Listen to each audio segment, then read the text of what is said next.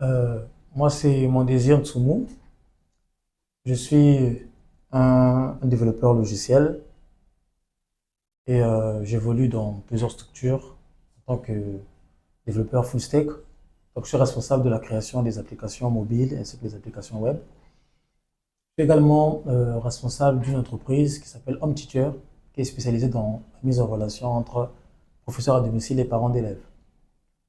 Bon, ce qui me passionne dans la vie, ça se résume à deux choses, à l'éducation ainsi que la technologie. Et ce sont ces deux piliers-là qui ont façonné d'abord ma carrière ainsi que ma vision. Voilà ce que je peux dire. Bonjour, je suis Doreen Youssou, une femme engagée. Je suis ingénieure agronome, développeuse web. Je suis également formatrice en maraîchage et en horticulture. Et je suis également coach en leadership transformationnel. Ce qui me passionne, c'est de voir des personnes, surtout des femmes, reprendre conscience de leurs valeurs, leur dignité, leur potentiel et savoir que même après avoir traversé des épreuves douloureuses, qu'elles possèdent en elles une force qui est enfouie, parfois qu'elles ne se rendent pas conscientes et de pouvoir transformer leur entourage et de sortir le meilleur d'elles.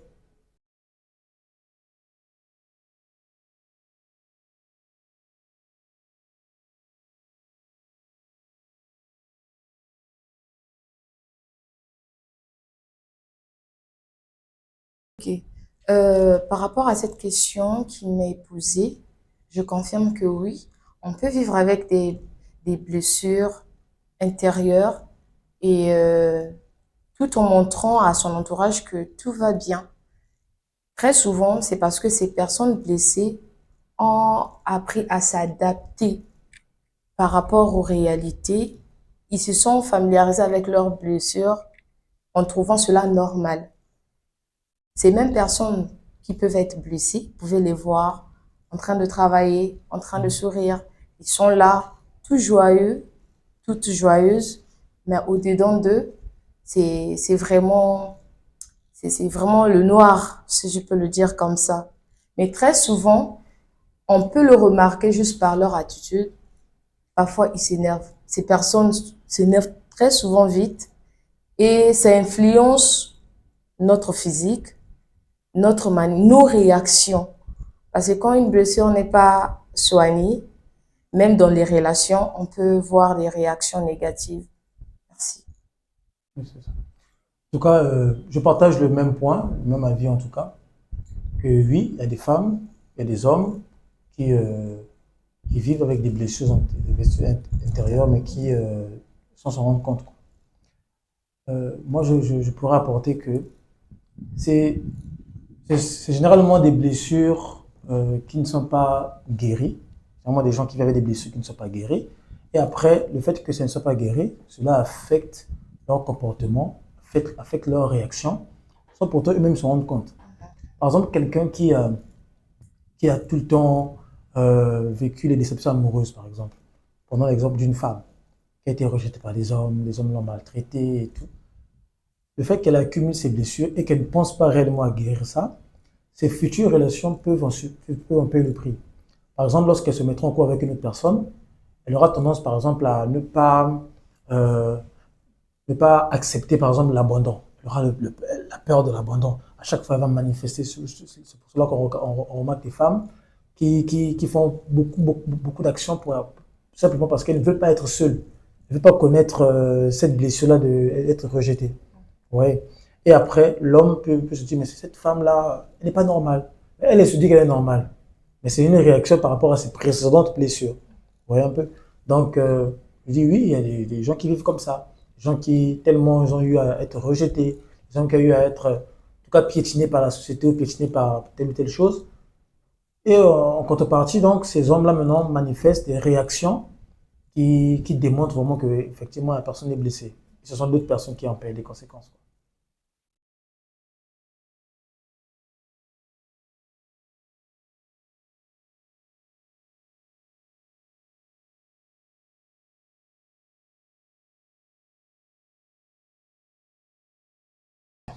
je dirais non, ce n'est pas juste de réduire l'identité d'une femme rien qu'avec ses émotions. C'est vrai que dans la société, on parle beaucoup de ce phénomène, que non, les femmes ne sont faites que d'émotions, les femmes sont émotives et tout. Moi, je dirais que c'est pas seulement les femmes qui peuvent manifester ce côté-là, c'est l'être humain en général. L'homme aussi manifeste les émotions. La femme également manifeste ses émotions, mais on ne peut pas réduire l'identité d'une femme rien qu'à ses émotions. Surtout qu'aujourd'hui, nous savons que nous avons, en tant que chrétiens, hein, nous savons que nous avons la parole de Dieu qui nous montre que euh, un enfant qui est né de nouveau, un enfant qui a le Saint-Esprit, peut manifester d'autres caractères, peuvent manifester un caractère en particulier qu'on appelle la maîtrise de soi. Donc ce caractère-là peut donner à la femme la capacité de contrôler ses émotions dans telle ou telle circonstance. Donc cela prouve que on ne peut pas dire que non, cette femme-là, je peux la manipuler avec les émotions tout simplement. Non. Si le fait que ces émotions-là vont le conduire à faire un mauvais choix, elle a le pouvoir, en tant qu'enfant de Dieu, elle a le pouvoir de pouvoir dire que non, je ne permettrai pas que mes émotions me poussent à faire une action qui n'est pas bénéfique pour moi. Et en plus, la femme est dotée aussi de logique. Parce qu'on dit souvent que la femme est émotive, l'homme est logique. On dit souvent ça. Et la société nous a montré, même le monde nous a montré qu'il y a des femmes qui ont occupé des postes, les mêmes postes que les hommes ont occupés, et des femmes qui ont fait des choses que même certains hommes ne pourront pas faire. Et ce n'est pas que les émotions qui ont intervenu. Par exemple, vous connaissez la dame qui a créé un langage de programmation. Elle s'appelle Ada Lovelace. Et vous voyez, là, là, ce n'est pas une histoire seulement des émotions. Il y a beaucoup de logique, il y a beaucoup d'autres caractères qui sont très essentiels. Donc, la femme ne peut pas être réduite qu'à ça. C'est vraiment péjoratif. D'accord, effectivement, dans le même lancé que Monsieur Mon désir. Mon désir, on ne peut pas réduire l'identité d'une femme par rapport à ses émotions.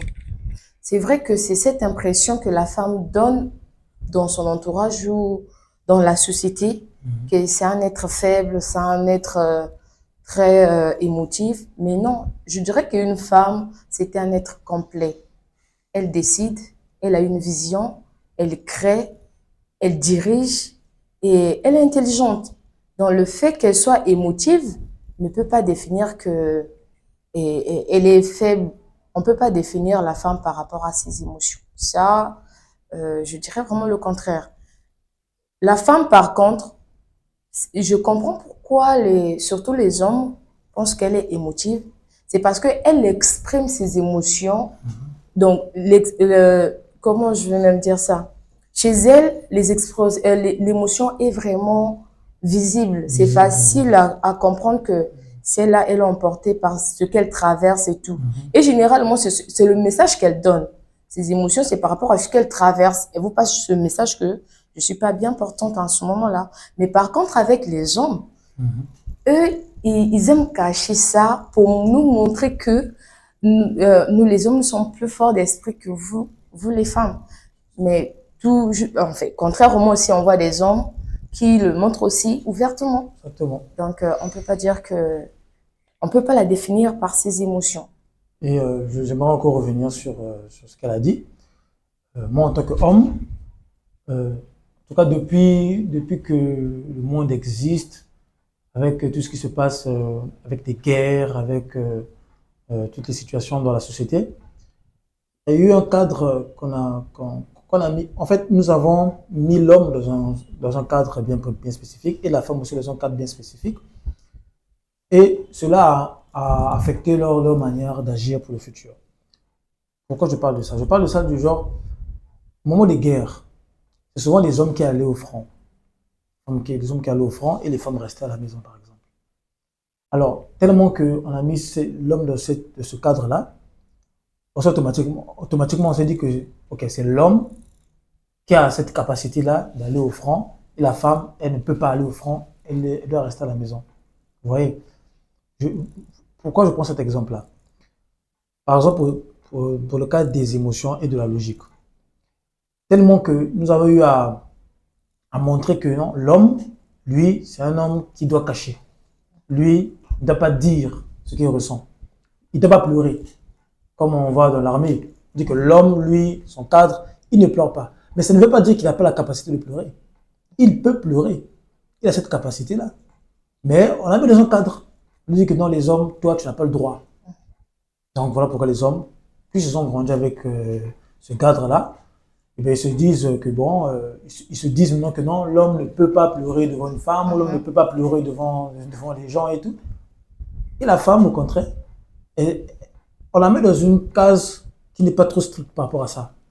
On lui laisse exprimer par rapport à ses émotions. On ne lui dit pas que non, toi, la femme, tu n'as pas le droit de pleurer devant un homme. Mais on lui laisse. Et la femme aussi, automatiquement, elle se dit que non, bon, moi, je peux exprimer mes émotions, mais l'homme n'a pas le droit. Voilà pourquoi vous verrez aujourd'hui, il y a des femmes qui disent que Mobile, c'est la carbonité.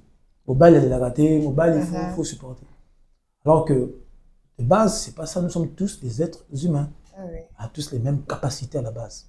On a tous les mêmes capacités. De la même manière qu'une femme, un homme peut se braquer, va pleurer, une femme également.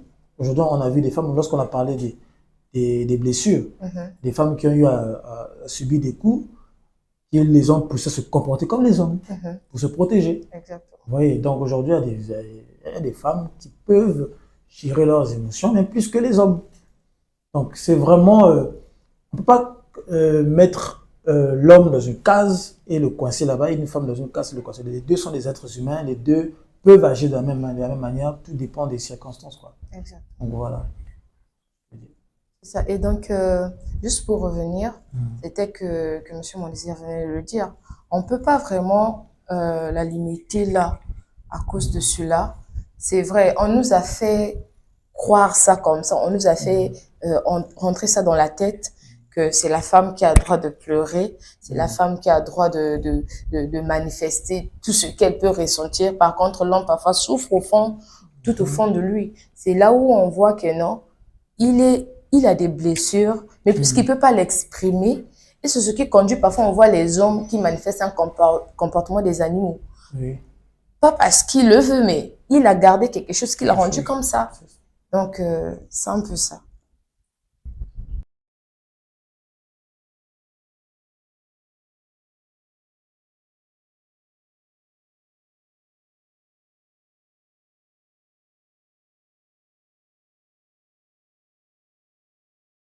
En ce qui me concerne, la gestion de mes émotions, je l'expose à Dieu sans me culpabiliser. Ce qui est différent quand je suis devant un homme. Parce que souvent, on a peur d'être jugé par des hommes, peur de parler de ce qui nous fait vraiment mal. Mais avec Dieu, je mets tout. En fait, je me rends vulnérable devant Dieu. Parce que je sais que c'est lui qui peut m'écouter, qui peut m'aider à être forte, même pendant des épreuves, pendant des situations. Donc, j'apprends à parler de tout ce qui me fait mal à Dieu. J'apprends à déposer tout devant lui.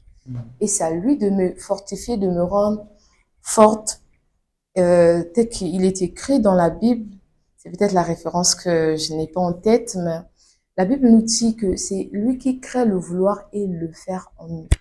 Donc, du coup, quand je viens devant Dieu, je dis, Seigneur, en fait, je présente mon problème. Je dépose ça devant lui.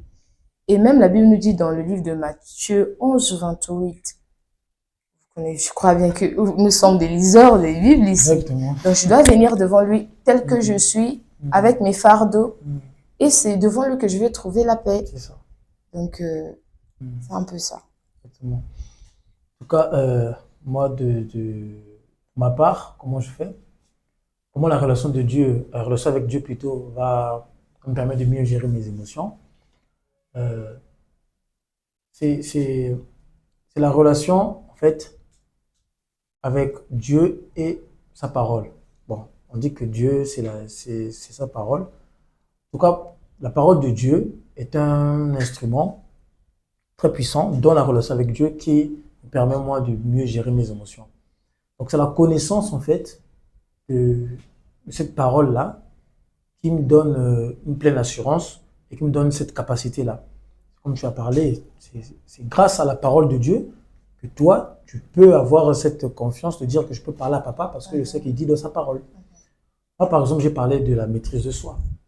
La maîtrise de soi, c'est un des caractères du fruit de l'esprit, dans Galates 5. Donc, cette maîtrise de soi-là, si tu as connaissance de ça, si tu sais que moi, en tant qu'enfant de Dieu, j'ai ce caractère-là en moi, donc je ne peux plus me permettre de pouvoir me laisser manipuler par mes émotions. Parce que, par exemple, quelqu'un peut nous insulter, quelqu'un peut nous dire que toi qui te dis femme vertueuse, tu n'es pas une femme vertueuse, tu n'es pas sérieuse et tout. Tu peux avoir une émotion de colère, une émotion de rage qui est naturelle, mais tellement que tu as une relation avec Dieu, particulièrement avec sa parole, je sais que moi, dans la parole de Dieu, il est écrit de moi que j'ai la maîtrise de soi. Donc, dans cet instant-là, je vais me calmer. Parce que c'est dans ma nature, je le sais. Donc, vraiment, moi, je mettrais plus l'accent sur la parole de Dieu, comme tu as pris l'exemple, sur Matthieu 11. Donc, le fait de connaître Dieu par sa parole te donne vraiment, en tout cas, cette capacité-là de dire que, en tant qu'enfant de Dieu, voilà ce que Dieu dit de moi. Donc, à cet instant-là, je ne laisserai pas mes émotions me pousser à faire ça. Donc, je pourrais ajouter, Hum, je me souviens, il y a une époque où j'étais très fragile, vu ce que je passais, des moments douloureux et tout. J'avais croisé l'un de mes responsables à l'église, le frère Méchac.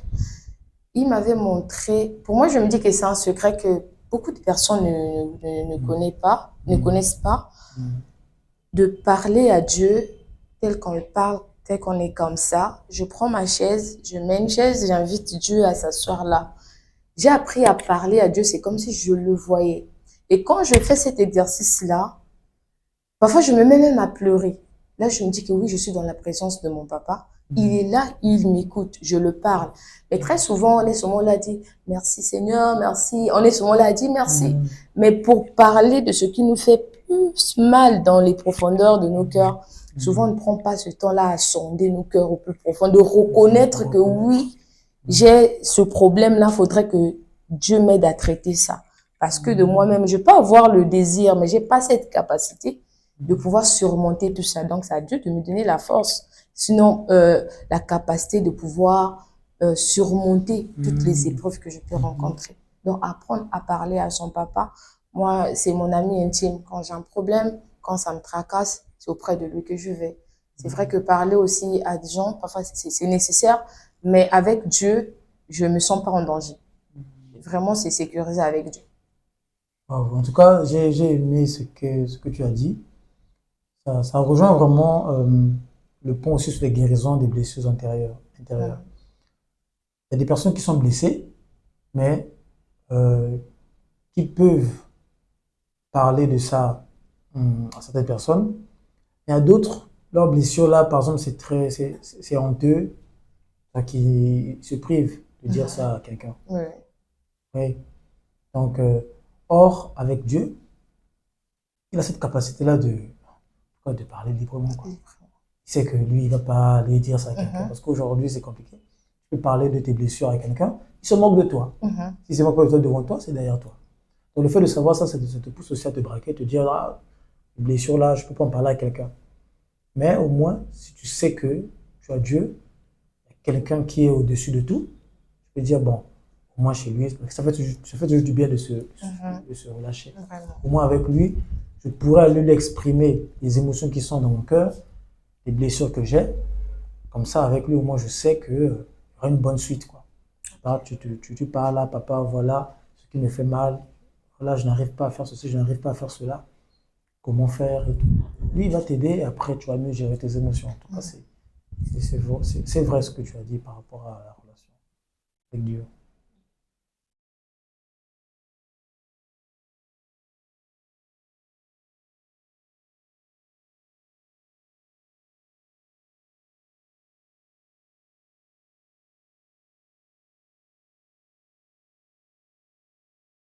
Par rapport à ça, pour que une personne qui est blessée, euh, pour s'en sortir ou pour pouvoir entrer dans un processus de guérison, il faudrait d'abord reconnaître que je suis blessée intérieurement ou bien reconnaître que dans mon intérieur, là, ça ne va pas.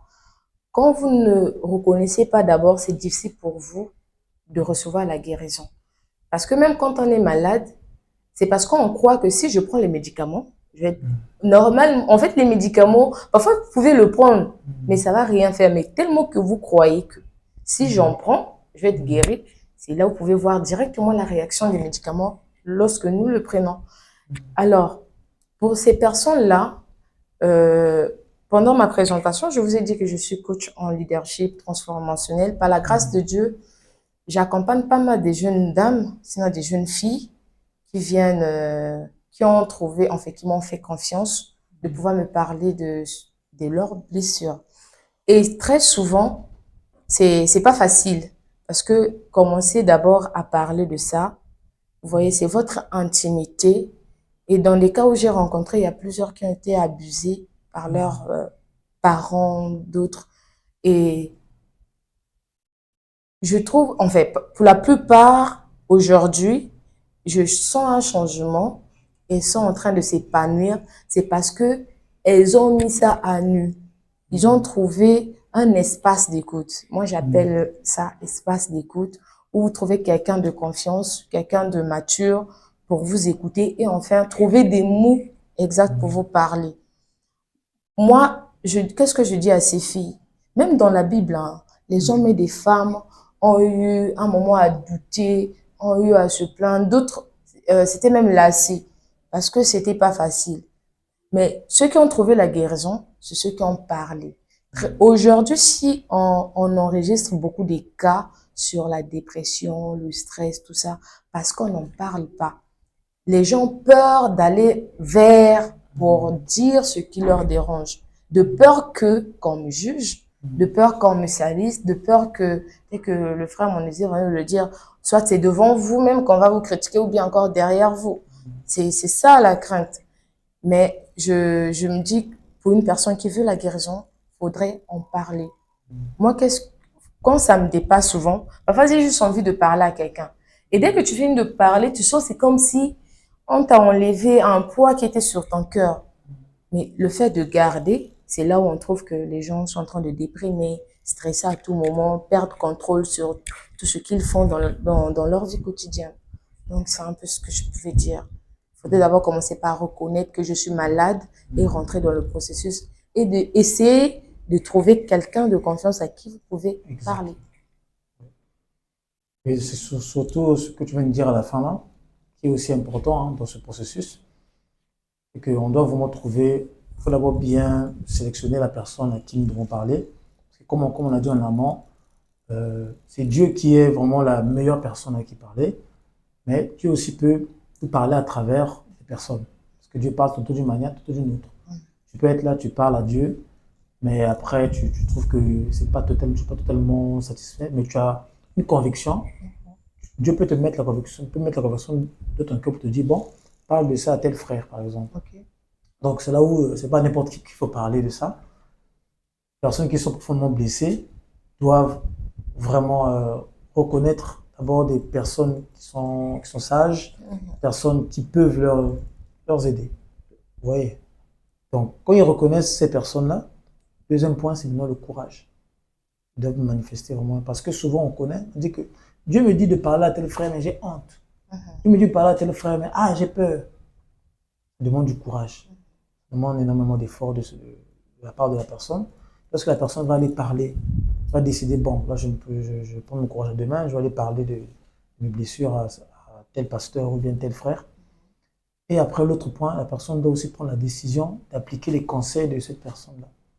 Parce que lorsque les gens viennent te parler, après, généralement, tu leur donnes des conseils. Tu leur dis, bon, par rapport à ton problème, je te conseille de faire ceci, de faire cela. Donc la personne blessée doit avoir aussi cette attitude-là, bien qu'elle s'est déversée vers toi, elle doit aussi avoir cette attitude de t'écouter, d'écouter ce que tu as à lui dire et d'appliquer les conseils. Oui, parce qu'on peut guérir en se déversant, c'est vrai, on peut guérir en posant certaines actions. Oui, donc il peut venir, comme exemple, il peut venir vers toi, te dire que non, moi, j'ai été abusé par des hommes. Toi, tu dis, bon, quelles sont les circonstances? Ils se mettent à t'expliquer. Non, j'étais pas bien habillé. Après. Toi, tu dis, bon, par rapport à ça, tu es blessé, c'est vrai. Et tu tu as eu le courage de me parler, c'est vrai. Maintenant, écoute ce que je vais te dire. Je te conseille, par exemple, de ne plus t'habiller comme ça. Ou je te conseille, par exemple, de quitter la maison là. Je te conseille, par exemple, de... Vous voyez un peu? Donc, tu donnes les conseils par rapport à ce qu'elle te dira.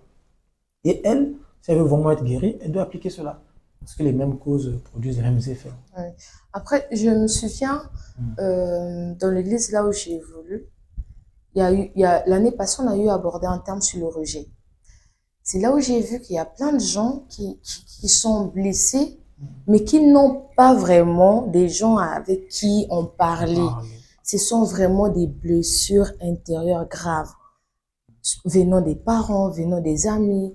Les gens, donc dans la salle, pendant que on appelle maintenant psychologue, notre pasteur JB. Donc quand il parlait dans la salle, les gens pleuraient, sans pourtant même qu'on demande, mais tu as quel problème? Rien que parce qu'il disait, tout le monde se mirait dans ça. Et même moi, de mon côté, le jour-là, je me souviens, j'avais pleuré pas parce que j'ai été rejetée, mais quand j'ai vu, en fait, j'ai réalisé ce que mes filles-là me disent souvent, leurs histoires, ce qu'elles ont vécu, j'ai eu de la peine. J'ai dit, waouh, il fallait trouver un endroit où en fait, en parler. Et je me souviens, l'une des filles, elle avait un caractère dur. Donc, puisqu'elle a subi des harcèlements comme ça, elle voulait même plus voir des hommes. Et du coup, fallait vraiment trouver des traitements, lui prescrire vraiment des ordonnances à ce qu'elle, aujourd'hui, elle me dit, non, j'ai fait une rencontre. Je dis, ok. Mais hier, elle ne pouvait pas. C'est parce qu'elle m'a parlé de ça et j'ai trouvé par la grâce de Dieu, Dieu me donne toujours des paroles exactes pour parler à ces femmes-là. Donc, c'est un peu ça.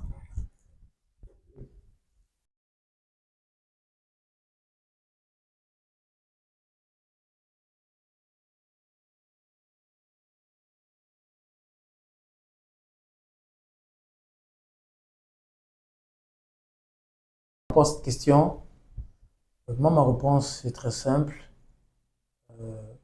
Principale source de confiance en soi et d'estime de soi, c'est le fait de savoir que je suis enfant de Dieu. Pour moi, c'est tout. C'est ça que j'applique euh, depuis, depuis que je suis en classe de CM1. Wow. Depuis que je suis en classe de CM1, on a parlé des blessures intérieures, on a parlé de tout ça. Je fais partie de ces gens-là qui ont eu à être rejetés ou bien à être, quand c'est beaucoup moqué de moi. Et c'est vraiment lorsque j'étais en classe de CM1, j'ai vraiment pris conscience de qui j'étais.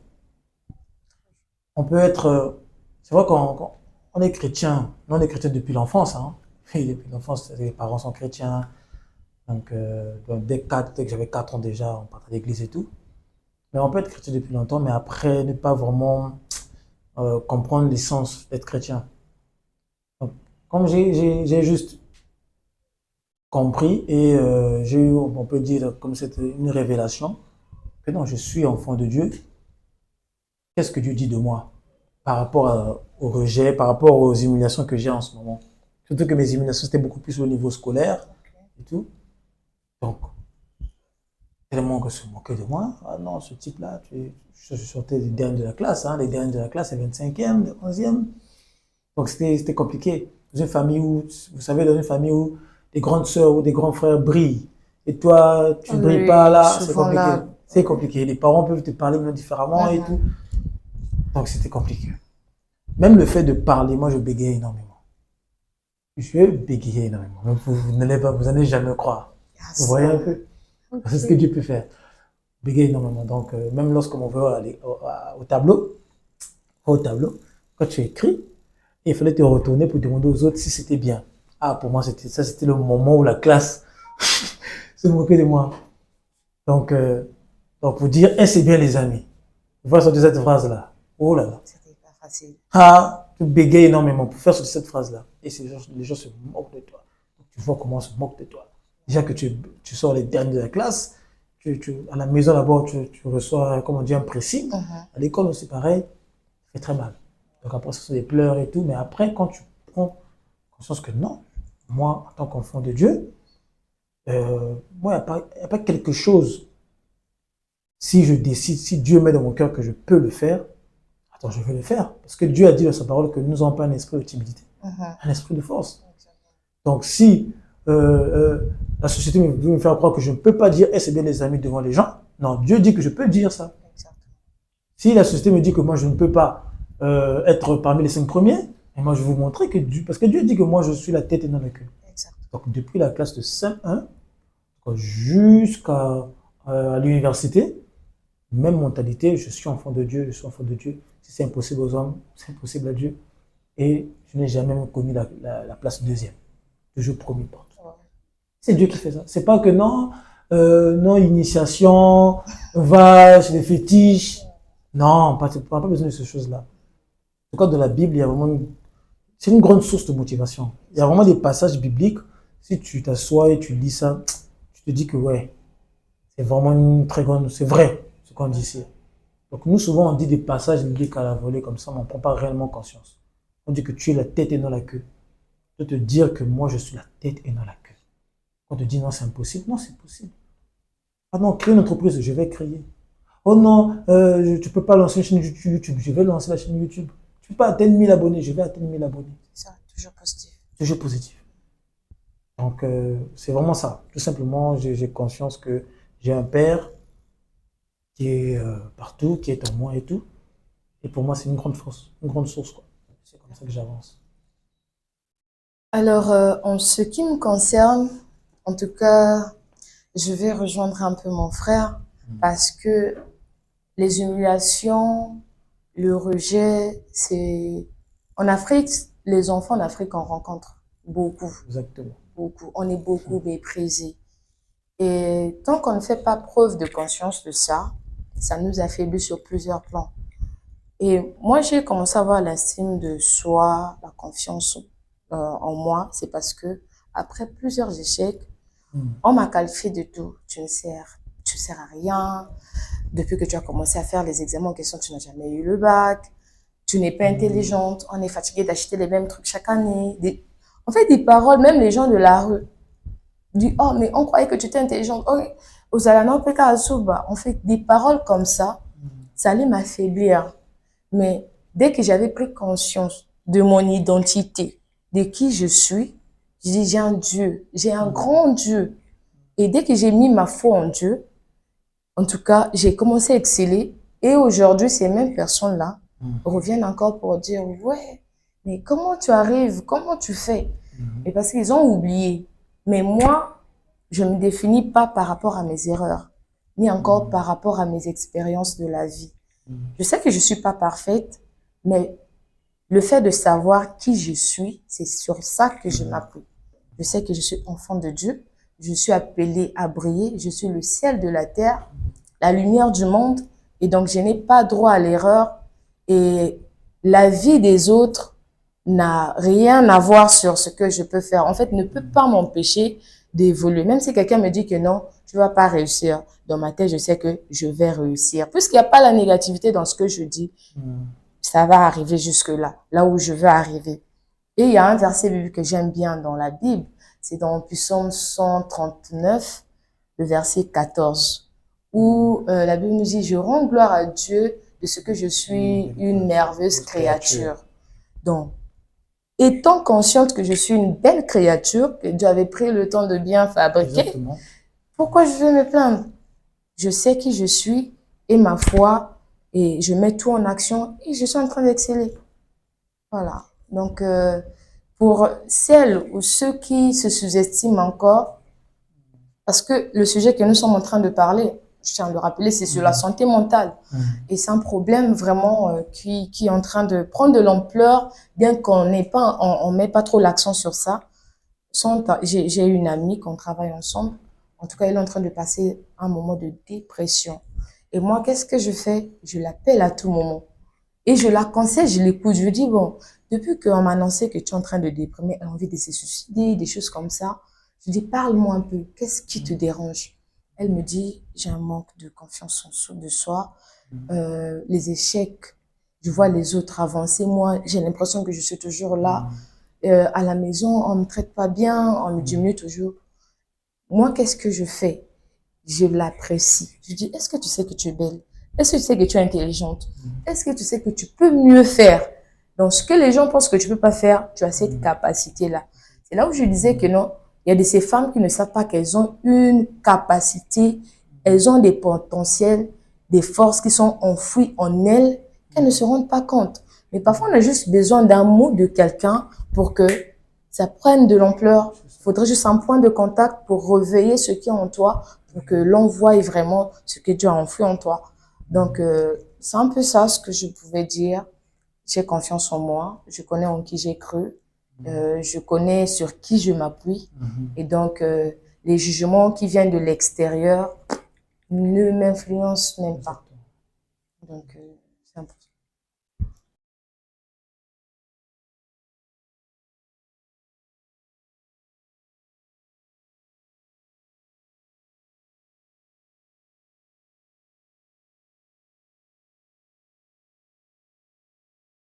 Donc, pour finir, le seul conseil que je peux donner à tout le monde, c'est de mettre leur confiance en Dieu. Simplement ça. C'est vrai qu'aujourd'hui, hein, dans le monde, sur des plateformes, il y a plein de débats. On dit non, Dieu n'existe pas, non, être chrétien, c'est pas vrai, des trucs, il y a beaucoup de choses. Mais concentrez-vous sur les bénéfices qu'apporte le fait de mettre la confiance en Dieu. Par exemple, moi qui suis un témoignage vivant, j'ai eu à placer ma confiance en Dieu et Dieu est en train de m'emmener petit à petit vers, vers l'excellence. Donc, vous pouvez aussi tester de votre côté. Il faut mettre votre confiance en Dieu. Essayez. Mettez votre confiance en Dieu. Vous allez voir, vous allez en tirer beaucoup de bénéfices sur le côté leadership, sur le côté maîtrise de soi, sur le côté relationnel. Vous aurez en tout cas des bonnes connaissances, des personnes aguerries, des personnes aguerries, des personnes sages, comme la femme vertueuse et tout consort. En tout cas, tout ça, c'est toujours dans la confiance en Dieu, en tout cas. Donc, c'est ce que je peux dire. Alors, pour mes mots de fin, je conseillerais à toute personne qui va rentrer en contact avec cette vidéo, quel que soit ce que vous traversez de la vie, quelles que soient les difficultés. Je sais que de nos jours, c'est pas facile. La vie nous challenge tellement que parfois on a envie d'abandonner. Mais n'abandonnez pas. Ayez confiance en Dieu. Je sais que pour la plupart, parfois, ne sont pas chrétiens. Mais même si vous n'êtes pas chrétien, essayez de croire quand même à ce Dieu-là, qui est un Dieu vivant, qui est quelque part, qui nous voit et qui écoute. Donc, si vous avez un problème, n'hésitez pas à parler de cela à une personne. Si vous avez du mal à trouver quelqu'un avec qui en parler, priez Dieu, que Dieu vous mette à cœur la personne envers qui vous allez partir pour aller en parler. Et pour le reste, priez Dieu, faites-lui confiance. Aujourd'hui, on n'est pas encore au sommet, mais on a appris, on apprend tous les jours à faire confiance en Dieu. Il n'y a que lui qui élève. Il n'y a que lui qui peut changer votre situation. Il n'est même pas un homme de ce monde, même pas les hommes de ce monde. Mais faites confiance à Dieu. Et surtout, ne soyez pas déçus de la vie, les coups de la vie. Même si vous avez eu des gourmets silencieux, des gourmets gospel, relevez-vous. N'ayez pas peur d'aimer, ni encore de recommencer. Même si ça n'a pas marché, vous pouvez encore refaire. Il y a encore une chance, il y a encore une possibilité. La grâce est encore disponible. Merci. Merci.